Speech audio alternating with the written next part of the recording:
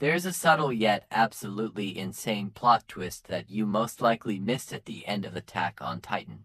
What I'm about to suggest completely changes not only the meaning of the finale, but the entire anime itself.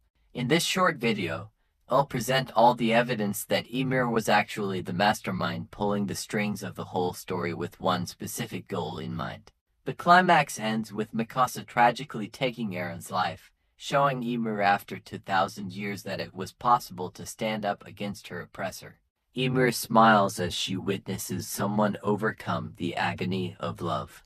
The fact that Eren still bore the marks of the Titan shifter even after seemingly erasing the Titans forever, along with the one-sided conversation between Mikasa and Ymir, left me feeling that the story wasn't truly over. Then I remembered a fact that almost 99% of Attack on Titan fans completely overlook. Ymir, as the founding Titan, embodied all 9 Titans, meaning she was actually the first Attack Titan, capable of receiving memories from the future. We learned in Season 4 that the Attack Titan can send memories back to previous inheritors, creating a single predetermined timeline.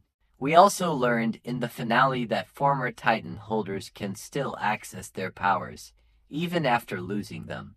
Given that Ymir was the first and strongest of all Titans, I don't believe she was just crafting Titans in the paths. I think she was orchestrating something much bigger.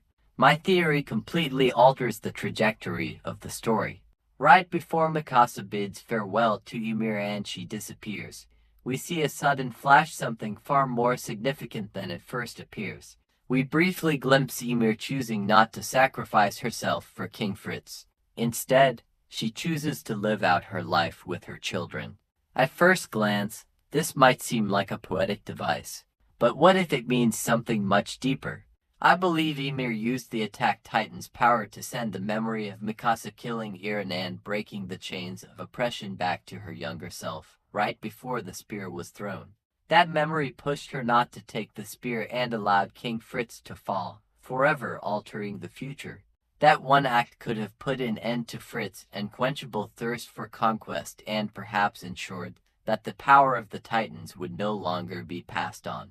It makes perfect sense within the lore. In fact, we even get a glimpse of this alternate ending embedded within the story itself, but the supporting evidence is overwhelming. Remember, manipulation of the past has already occurred in Attack on Titan. Eren himself did it when he influenced his father to take the founding Titan's power, and when he made Dinos Pure Titan ignore commands and devour his mother, ensuring the needed outcome. This isn't a new concept. What I'm proposing is simply the same idea on a grander scale. One of the first and few lines Eren speaks to Ymir carries more meaning than I initially thought. Eren asks Ymir, "Was it you who brought me here? Were you waiting all this time?"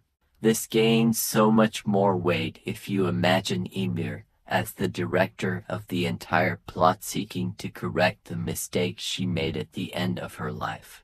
This would mean that Eren could never truly experience freedom, as he was always trapped within Ymir's predetermined timeline.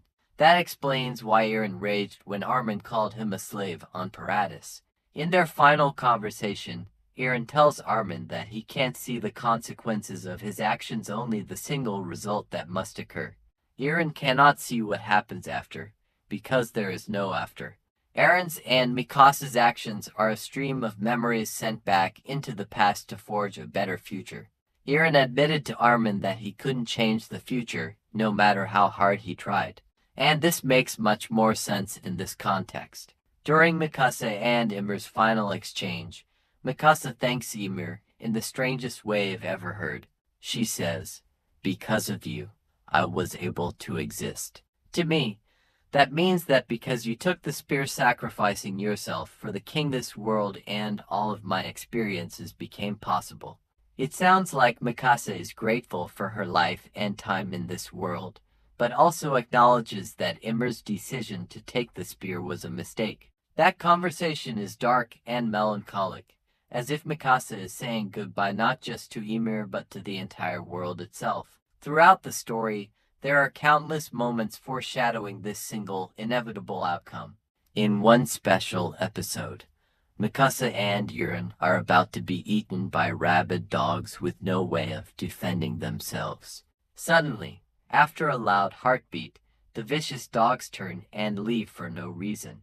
This implies that Mikasa had to survive for something in the future, that it was predestined. In that same episode, a butterfly leads Mikasa to a crucial realization: she could never save Eren. A sinister figure in the mirror tells Mikasa that Eren and death are inexplicably linked. Their fate and the true future are already sealed. It's important to note that butterflies often symbolize the soul, past, present, or future, and the concept of transformation into something new. Ymir gave Mikasa a vision and used the butterflies to guide and prepare her for the finale. This is strikingly similar to how Eren manipulated the past. Notice the parallels between Ymir and Eren. Eren manipulated the past twice to change the future for one specific outcome. We see several appearances of an adult Eren hidden throughout scenes as early as Season 1, as if checking that everything was on track. Ymir, too, manipulated the past to completely reshape the future. She is also physically present during the rumbling and at Eren's death. Ymir was watching, ensuring everything went according to her design. Why would Ymir do this? We know she was stripped of her life, her freedom, and even her voice.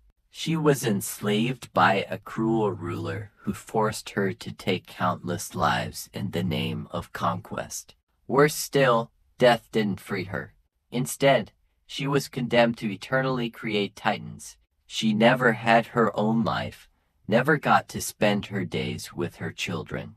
Ymir had to understand that the passing on of titan powers only brought endless suffering to humanity, culminating in the rumbling. She had more than enough reason to want to change the future. The final scenes make it clear that Eren's plan failed. He destroyed almost the entire world. Global conflicts continued. Paradis Island was ultimately destroyed. He never got to see the world with Armin. And most tragically, he never revealed to Mikasa his special hardening ability. With the power of the attack titan, Ymir had the chance not only to give herself a life with her children, but also to prevent all the suffering caused by the Titan's existence. Not using that ability would have been foolish. So what does this mean? Every life and story in Attack on Titan existed only because Ymir sacrificed herself for the king. But upon seeing Mikasa kill Eren, Ymir sent that memory back, forcing her younger self to let Fritz fall.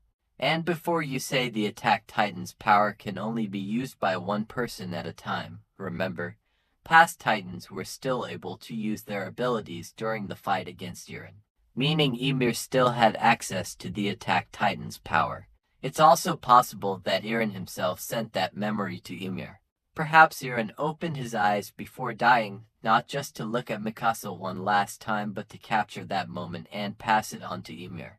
This gives new meaning to the episode's title, To You, 2,000 years from now. Eren may have directly influenced Ymir, sending a message across to millennia. We can assume the founding Titan can receive memories from the future, since Frida once saw Eren in the mirror while brushing her hair. The memory of Mikasa killing Eren is the key to Ymir permanently changing the future. This way, Ymir would live out her days, die her own natural death, and the Titan powers would never be passed on. That's the only solution that minimizes suffering and guarantees the best outcome. We know that after the events of Attack on Titan, wars and destruction still plagued the world, but the post-credit scene could mean something very different. What if that boy is actually the son of Eren and Mikasa, born into a world without Titans? What if Eren and Mikasa really did get to live a peaceful life together? What if the boy with the dog is actually Eren himself, reborn in a better world? There are countless possibilities. Perhaps the so-called cycle of hatred is really a cycle of correcting the past. Let me leave you with one important question. If you were Ymir, with near godlike power surpassing time itself, and you just witnessed something that could change your life forever, allowing you to spend your days with your children while saving the world from the horrors of Titans, what would you do?